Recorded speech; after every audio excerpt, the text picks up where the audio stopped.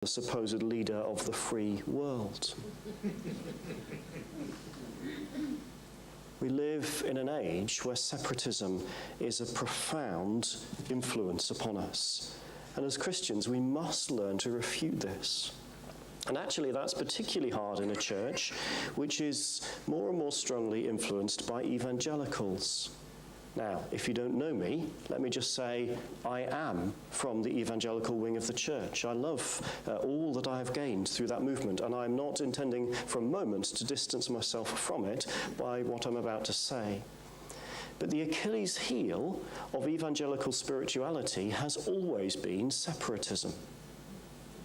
Look down through church history, evangelicals divide, and you see it beginning in the Reformation, which is more than an evangelical movement, but has much about evangelicalism about it. So you see the birth of Methodism, you see the birth of all of the free churches. They're basically evangelical separatism at work. I am strong about doctrine, I have a high doctrine of holiness, and if you are not sound, well, I have no choice but to walk apart from you. And that's dangerous, because it seems to me that Christ continually prayed for the unity, and indeed paid, I guess, for the unity of his people. See how these Christians love one another. St. John, by this shall all people know that you are my disciples, that you have love the one for another.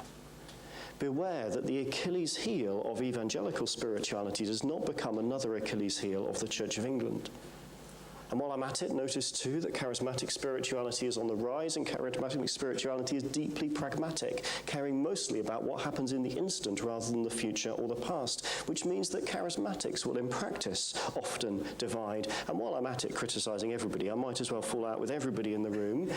Please notice that if you think recourse to Catholic spirituality is the answer, that when Catholics go bad, it seems to me they become fussy and deeply paternalistic.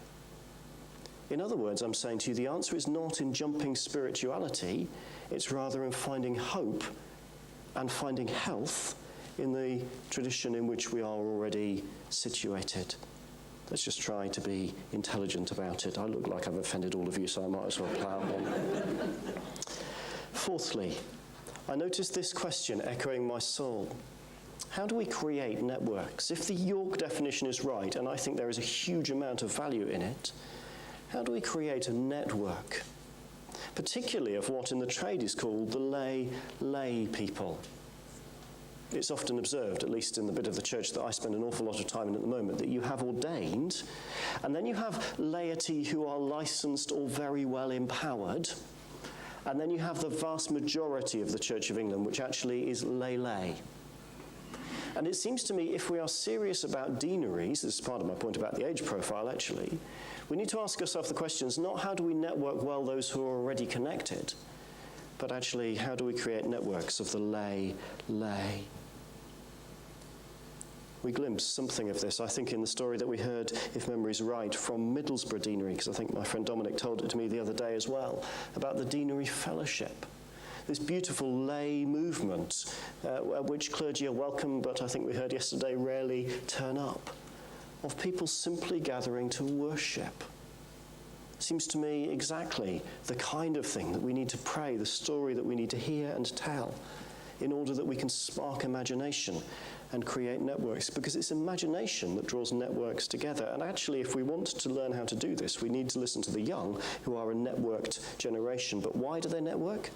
Either because it's fun or because it's useful.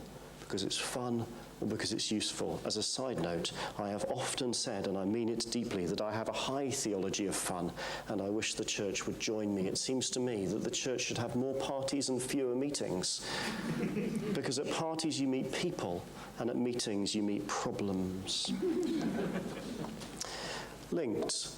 Where is the space to inspire, to imagine, to tell a different story? Like you, I was very moved by Bishop Adrian on Friday evening, encouraging us to out-imagine evil and to hold out an impossible possibility. Where do we do it?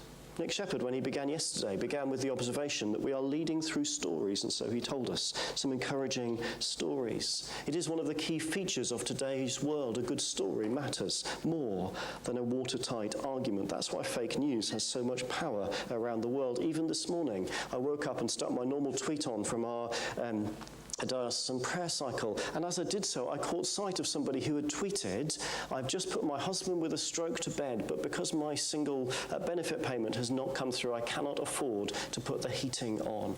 And as soon as I read it, my heart went out to this woman, and I wanted to say, how can I write her a check? How can I do something about it? And I sat back and thought, well, A, I can't, because you can't do that by Twitter, but isn't it interesting that one story about which I know no more than 140 characters, or it's 280 now, isn't it, has moved my heart in a way that knowing the facts around benefits actually so often doesn't. It's story that communicates. How do we tell the story? How do we use deaneries as places of imagination? I think that might be the biggest challenge, actually, that I am going away reflecting on personally. Sixthly, I can't count, the numbers are at the bottom. What do we need to stop if we're going to do some of this stuff? I mean, I'm well aware that all of you spend the entirety of your week twiddling your thumbs and you've got infinite hours to do everything for the church. The reality is you are busy and I am busy and we are busy. If we're going to take on some of the stuff that we've heard about, what are we going to stop? I sat there listening to the York presentation yesterday thinking we need this in Newcastle Diocese, and then just imagining how on earth we would begin to find the time to go through that amount of work. What are we going to stop in order to do this? I'm speeding up because we're coming towards the end.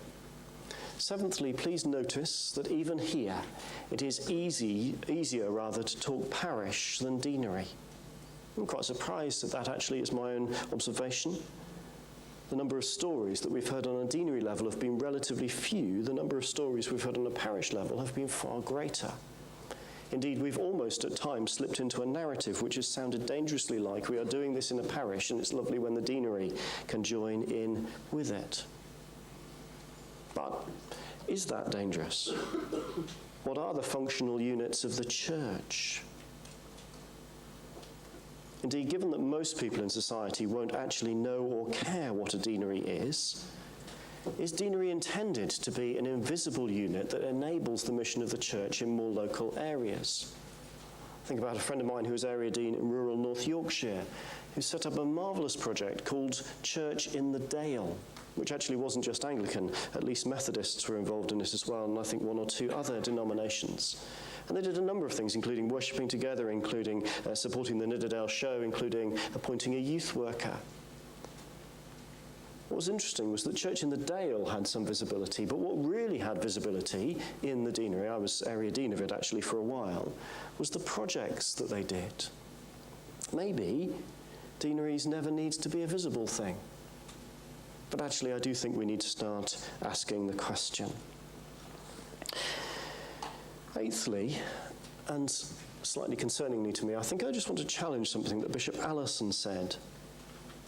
My observation on the ground, whilst I think she's absolutely right in what she said about conferences, but my observation on the ground is that it's easier to talk about what we do than what or how or when we pray. I hope I'm wrong with this.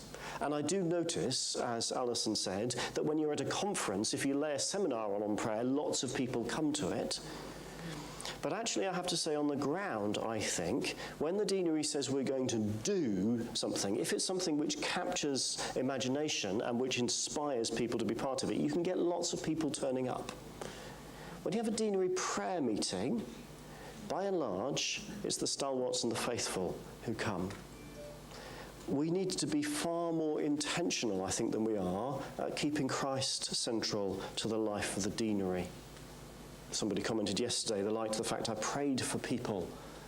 It's partly because it's a habit I've got into, I confess, but it's a deliberate habit because the ease with which we nod at Christ at the beginning of what we're doing and then get on with what we really want to do concerns me. Ninthly, I want to ask you the question, What's holding you back? I couldn't see the face of the lady who said it yesterday, so I wasn't able to come and talk to you, but somebody yesterday said, I'm taking the 5th because I don't know what the bishops in the room will be thinking about this. I looked around and thought, I think I'm the only bishop in the room. And the comment was really helpful to me because I notice